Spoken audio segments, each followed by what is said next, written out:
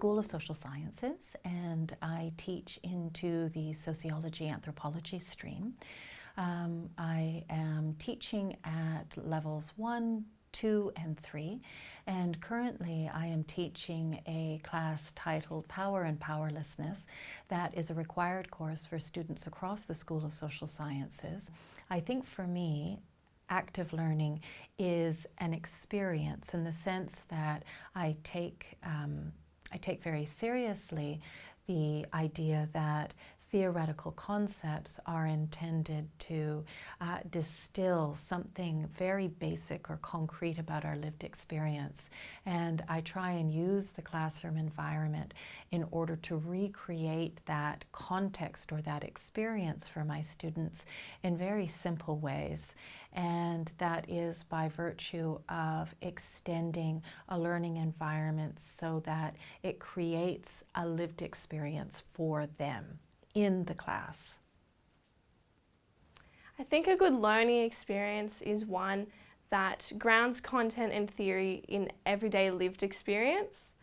It is also based on the clear passion of the lecturer or any teacher, both for the content and for teaching itself. And I think one that maintains engagement through different activities.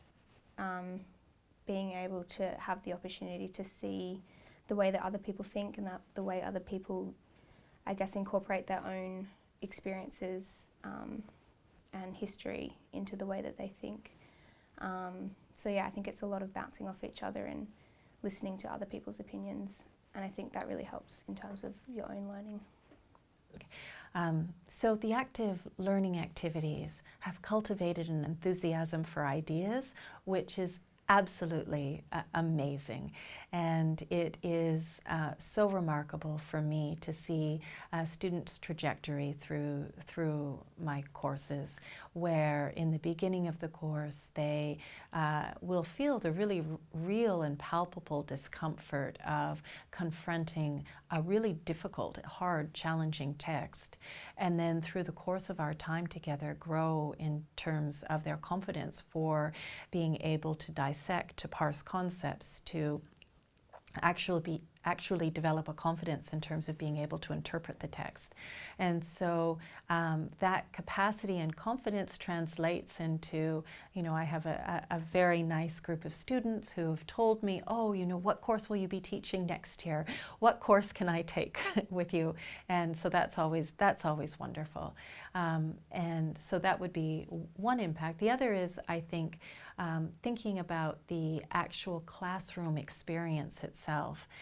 Students have the realization that something happens in the classroom, and whatever happens there is not something that is easily translated into a recording. And students have told me that they wouldn't miss the lecture because they would miss something. They don't want to miss it, whatever it is. And that's that really ephemeral, that thing that's so difficult to put your finger on about what happens in that relationship that you have in a classroom with these students, and how you draw them out of their own shells and encourage them to take the texts on their own terms. And for me, I think what's really important is that I attempt to create an environment where students feel comfortable to be able to challenge me, to raise a question, to challenge each other in a safe, comfortable environment. My advice would really be not to introduce for their own sake, but to think very carefully through what is the problem that one is needing to respond to. Is it a question of engagement? Is it a technological issue? Is it a technical problem? And then think creatively about the ways in which you can manipulate or use the classroom space to achieve an outcome.